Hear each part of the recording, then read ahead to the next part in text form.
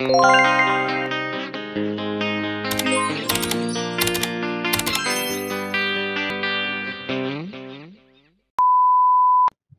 everyone, it's me again, Clara Matos po.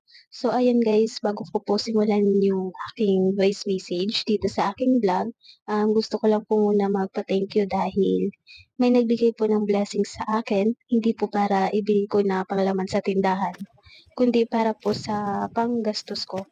Pero naisip ko po na ilagay na lang sa tindahan yung pera na ipinadala po sa akin.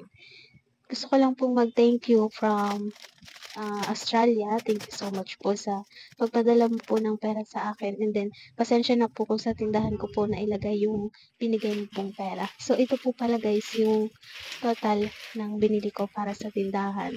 So, ayan, makikita niyo po yun is 6,018.75 pesos po. So, ayan po yung mga binili ko, yung mga pang-kusina, pang-laba, and syempre din po yung mga chicheria, mga biskuit. At syempre, bumili rin naman po ako ng bigas. So, kung nakikita niyo po pala dun sa unang video na kumukuha po ako ng mga sardines, kahit ano. So, ayan, hindi na po ako pumunta ng Naga kasi kung pabiyahe pa po ako ng Naga City, gagastos pa po ako ng marami. So, pamasahe po. Kasi kapag magbabiyahe po kasi dito, dapat mga 4 a.m. or 5 a.m. dapat nakaasikaso ka na po kasi yun po yung oras dito ng jeep na bumabiyahe po papuntang Naga. So, yung pamasahe po papuntang Naga nasa 100. Tapos kapag wala ka na pong jeep, wala ka na pong madatnan na jeep doon na papunta dito sa amin sa Linggugon. So, kailangan mo pa pong mag door to door ng pauwi po dito. Simulan Naga, sasakay ka po ng jeep jeep na pahubo. Tapos, titigil ka po doon. Tapos, need mo pong sakay ng door to door para makauwi po dito sa amin. Pero wag naman po kayong mag-alala dahil yung binilihan ko naman po nitong panlaman ko sa tindahan is bilihan din naman po talaga na para sa tindahan. So, ibig sabihin discounted naman po yun sa kanila para may maitubo rin po kami na bumibili po sa kanila.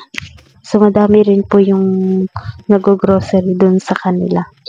Tapos, tinulungan na rin din po pala ako ng auntie ko maglagay ng mga chicheria sa binili ko pong lagayan sa Shopee. Yung nilalagyan ng butas tapos isasabit na lang po. Tapos, ito na po yung pag-ayos namin. So, ayan na po lahat.